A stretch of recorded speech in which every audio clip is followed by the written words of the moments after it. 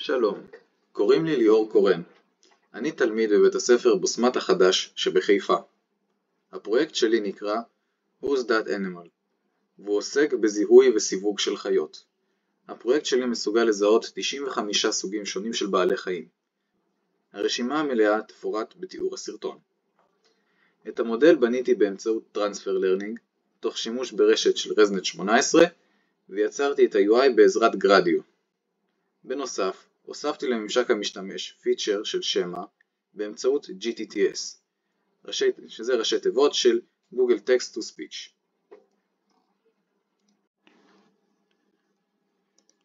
נתחיל מדוגמה ראשונה. ניקח דוגמה נניח של חתול. שים תמונה של אחד מהחתולים שיש אצלי. נלחץ על Submit. Cats are small, carnivorous mammals that have been domesticated for thousands of years.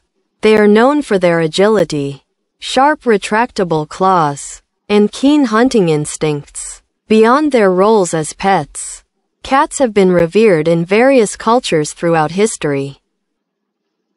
כפי שניתן לראות בהדגמה, השם של החיה, בעצם הסיווג, מופיע במלבן הזה. במלבן פה בעצם מופיע הסאונד של התיאור.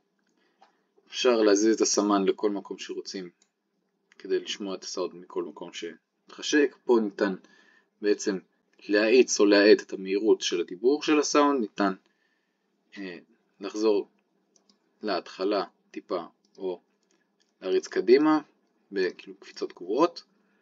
וניתן גם לעצור ולהפעיל בכל נקודה שאנחנו רוצים, וגם אפילו ניתן להוריד. ניקח דוגמה נוספת, דוגמה של קריש.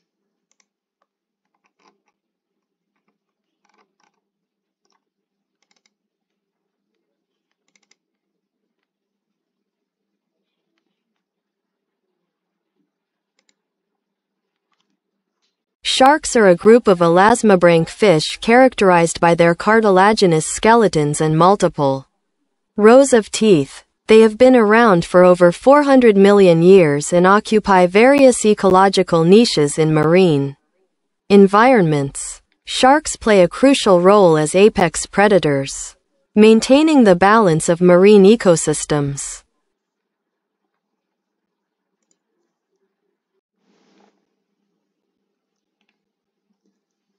ודוגמה אחרונה, בואו ניקח דוגמה של ברבור.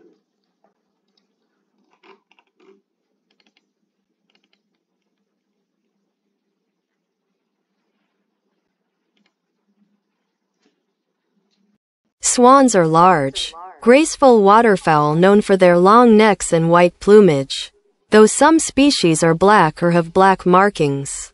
They are found in temperate regions and are often associated with bodies of fresh water. Swans are monogamous birds, often forming lifelong pair bonds. אז זה בעצם היה הפרויקט שלי. מקווה שנהנתם.